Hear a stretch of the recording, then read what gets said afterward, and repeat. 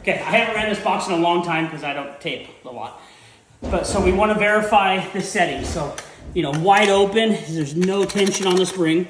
1, a little bit of tension, 2, a little bit more, all the way to fully cranked closed, 5. And what those do is that's the amount of pressure we put on this one spring, and those springs puts pressure back down onto the cleaning blade. The blade is this brass thing that's all notched, and it's really flexible.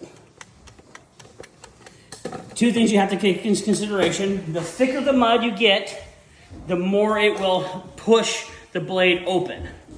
So if you're running really thick mud, the blade will want to stay open, so you might have to crank this thing a little bit tighter for thicker mud. Really wet mud, when you go to run your angle or when you run your seam, it's just gonna run out and your blade won't be doing nearly as much work. So you might, you know, have to adjust it for there. But what we're gonna do is we're gonna test this blade, this box out to see what the numbers are running.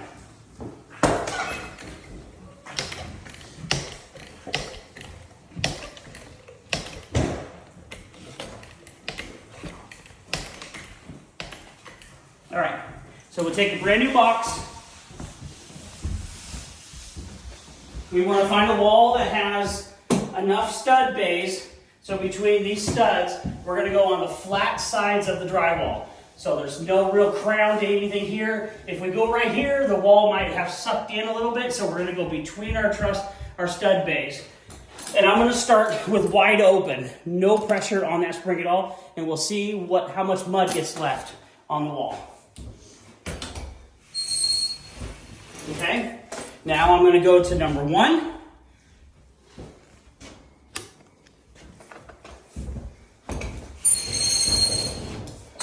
Number 2.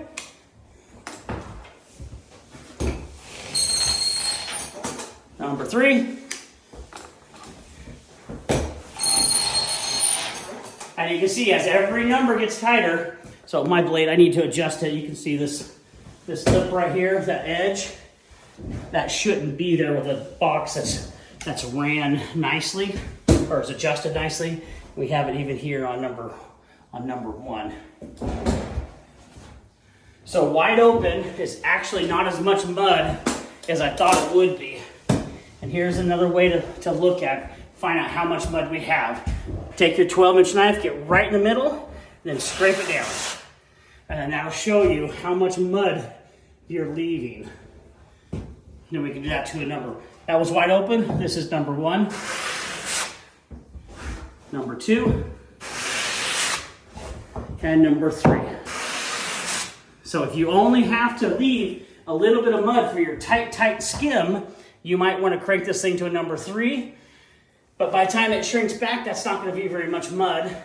And number 2 looks pretty good for a skim coat. But since this house is kind of wavy, we're probably going to go ahead and run it between a number 1 and a number 2 on our flat seams. Then on our butt joints, that's when we'll open it back up a little bit. So there we go. That's how I check every box that I haven't used in a little while. When you get to know your boxes and you're using them all the time, it's easier to remember what they're running and what you want to run them on. There you go. Hope that helps.